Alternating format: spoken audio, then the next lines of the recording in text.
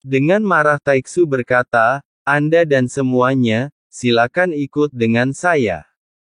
Saya ingin melihat siapa di antara Haiksu yang berani memprovokasi Taiksu kita di sini.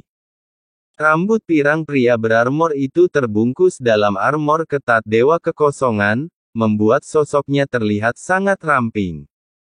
Baju besi logam yang dipancarkan dari Dewa Kekosongan. Suara dentang memobilisasi Dewa Kekosongan, siap menerima dukungan kapan saja. Saat dia berjalan keluar perlahan, Dewa Kekosongan terbuka secara otomatis, dan kakinya terlihat melangkah keluar ke dalam kehampaan, dan tubuhnya jatuh bebas menuju kehampaan. Saat dia jatuh di udara, bayangan raksasa muncul di bawahnya. Pria itu berbalik dan mendarat di tubuh tak kasat mata. Ini adalah naga raksasa bersayap ganda, sama seperti binatang buas Taiksu lainnya. Separuh tubuh dan sayapnya terbuat dari logam. Tokoh lainnya semuanya seperti ini, tetapi mereka adalah pembunuh berbeda yang telah diubah oleh Taiksu. Kemudian berubah menjadi beberapa pelangi dan dengan cepat terbang menuju ketiadaan. Beritahu komandan Dewa Palsu terdekat lainnya, untuk segera pergi guna menghindari kecelakaan. Paling-paling, ini adalah keabadian ilahi tingkat kedua. Jika Anda tidak mampu menimbulkan masalah, biarkan orang seperti Sensi tahu, bahwa Sensi pasti akan gagal. Ini seperti harmoni besar yang virtual. Dua pelangi panjang di belakangnya segera mengubah arah dan terbang menuju kehampaan lainnya. Sepertinya Datong masih cukup berhati-hati.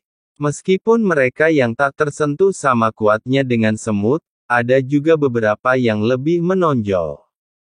Kami Taiksu sangat menderita, tidak hanya ginjal kami tetapi juga nyawa kami. Cheng Ji mendengus dingin dari pria di atas naga bersayap dua. Dia jelas berbeda dari para prajurit Taiksu itu. Apa yang ditakuti, ancaman apa lagi yang mungkin timbul di Laut Barat yang kosong. Masih harus menunggu untuk pergi. Di sebelah tambatan lain, tempat Dewa Palsu berada, Dazu berbentuk persegi puluhan ribu kaki, namun sepertinya memiliki efek tersembunyi di dalam kehampaan. Itu saja, repot banget kalau ke sana. Di antara mereka juga ada seorang laki-laki. Pastor Yan dan beberapa orang bangkit, dari Dewa Kekosongan dan menunggangi binatang buas Taiksu itu. Su Zi selalu sangat berhati-hati. Kali ini dia membutuhkan bala bantuan, jadi pasti ada sesuatu yang membuatnya takut. Susu Senhao ketiga adalah wanita berambut merah. Baju besi dewa virtual berbeda. Anda akan mengikuti saya dan mengirim 10.000 prajurit Taiksu lainnya, untuk memperkuat komandan keempat Su. Dewa Kekosongan membuka pintunya lapis demi lapis, dan para prajurit Taiksu menyerbu keluar. Wanita adalah pemimpinnya, dari Dewa Virtual.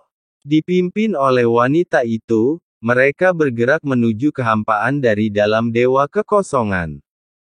Daerah sekitar telah dibersihkan, dan tidak ada yang selamat.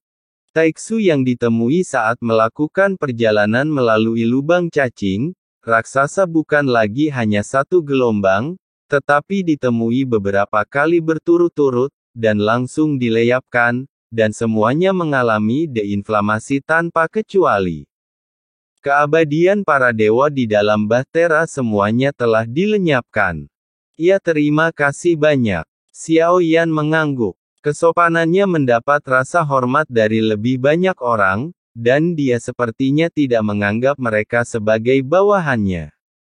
Masih dengan hormat mengepalkan tangan dan tangannya di depan Xiao Yan. Mereka sepertinya punya pemahaman baru tentang apa sebenarnya pemaksaan. Tidak semua orang berkuasa sombong dan mengabaikan rakyat jelata. Tetap saja membuat mereka rela berada di bawah perlindungan Xiao Yan. Sekarang tindakan Xiao Yan sebelumnya telah mendapat pengakuan dari para dewa abadi ini, begitu Taiksu muncul, mereka akan segera mengambil tindakan untuk membantu menyelesaikannya. Untungnya, Xiaoyan menutup matanya dan memasuki Zichen Void Spirit Tower dengan pikirannya. Pertama, Yongdong dibebaskan dari 9 lintasan, dan kemudian Yongdong secara bertahap terbangun dari keadaan tidak sadarkan diri. Berada dalam 9 toples, sepertinya mempengaruhi kesadarannya. Seiring berjalannya waktu, kesadaran akan jatuh ke dalam kekacauan. Oleh karena itu, Yongdong yang keluar merasa ketakutan. Bagaimanapun, dia tidak ingin dibawa ke dalam kegelapan lagi. Anda bebas di sini dan dapat pergi kapan saja. Xiaoyan mengambil kembali jiwa Dewa Daging Yongdong, dan mata Dewa Daging Yongdong tiba-tiba menjadi jernih, dan dia mengepalkan tinjunya dengan kuat di depan Xiaoyan. Saya ingin mengikuti guru saya. Yongdong mengepalkan tinjunya, akan bertarung sampai mati, kamu tidak perlu khawatir. Kata Xiaoyan, Yongdong juga memiliki tubuh jiwa masa depan. Yongdong Weiyan sedikit terkejut. Dia sepertinya tidak berpikir bahwa Xiaoyan sudah menebak sesuatu. Mata Yongdong terlihat rumit dan dia tidak banyak bicara. Dia dengan hormat memegang tinjunya dan tidak pergi. Sebaliknya, dia mundur ke samping dan duduk bersila sendirian. Pikiran Xiaoyan memasuki pagoda Zichen Suling lagi. Sekarang ada 3 mata di Lingsu. Mereka sangat kuat tapi sulit dikendalikan. Xiaoyan tidak memiliki cara untuk mengatasinya untuk saat ini, jadi dia hanya bisa mencoba memberinya makan terlebih dahulu, untuk melihat apakah dia dapat mengubahnya menjadi raksasa sungguhan. Kaki Daji juga dikendalikan oleh pikiran jahat, dan pikiran jahatnya perlu ditekan sebelum dia bisa mengendalikannya. Tapi Gouyan harus menemukan caranya sendiri, lagi pula, itu milik tubuh fisik yang sama. Gouyan memikirkan solusinya sendiri. Bagaimanapun, mereka berasal dari tubuh yang sama. Xiaoyan tidak bisa mengambil tindakan dan terlalu banyak ikut campur. Mengenai tubuh fisik Daji, perjalanan ke cincin tulang iblis abadi ini bisa dianggap mendapatkan sesuatu. Lengannya dimasak dan kakinya dimakan. Meski masih sangat belum lengkap, belum banyak yang diketahui tentang anti-inflamasi Daji. Bagaimanapun, ini mungkin tidak jauh berbeda dengan Ye Tian. Tujuan utama Xiaoyan masuk ke sini bukanlah 2 yang pertama, melainkan tentang Ding Mo yang dicari oleh Jiu Yang Tianzun Hua Ken, yang akhirnya dimasukkan ke dalam dirinya. Sepertinya kalian semua bersenang-senang di sini. Sosok Xiaoyan muncul, dan saat dia mendengar suara itu, ketiga sosok itu mengunci Xiaoyan hampir pada waktu yang bersamaan. Iya, aku akan menelanmu. Yi Xian, penjahat yang licik, jangan lari jika kamu punya kemampuan. 3 suara itu datang dari 3 orang yang dipenjara di Lingsu. Setelah mereka melihat Xiaoyan, Mu Huo tentu saja tidak bisa mengendalikannya. Rupanya, mereka semua dibawa ke Lingsu oleh Xiaoyan tanpa menyadarinya.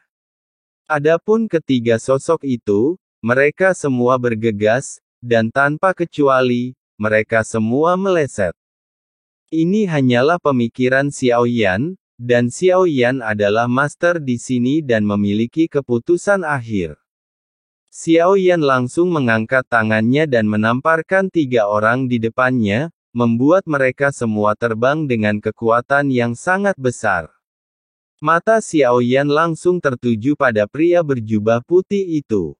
Dari raut wajahnya yang agak kaku, meski berpura-pura menjadi manusia, masih terlihat bahwa benda tersebut sama sekali bukan manusia. Tuan, saya tidak punya tuan. Suara Dinmo menjadi lebih dalam, dan kemudian menjadi sedikit gila. Xiaoyan sedikit mengernyit, melihat bahwa Dingmo jelas tidak sesederhana roh pedang seperti yang dikatakan si Huachan. Anda mengenali pedang ini? Xiaoyan mengeluarkan pedang Dongji dari ruang penyimpanan, dan menikam Ding Mengmeng saat pedang itu muncul. Tapi sebelum itu, Xiaoyan mengendalikan pedangnya dan menggantungkannya di depan Ding Mo. Pedang ini bisa menekanmu. Ini menekanku, haha, tidak ada senjata yang bisa menekanku dan aku bisa menekan semua senjata. Saya melihat Ding Mo mengulurkan tangannya, dan saat ujung jarinya menyentuh pedang Dongji, penampilannya tiba-tiba berubah dan berubah menjadi penampilan lain. Tubuhnya memancarkan energi pedang yang tajam, seolah-olah dia telah berubah menjadi pedang Dongji pada saat ini. Ketika Xiaoyan melihat ini, matanya sedikit menyipit. Seperti yang dia duga, Ding Mo bukanlah roh pedang yang sederhana.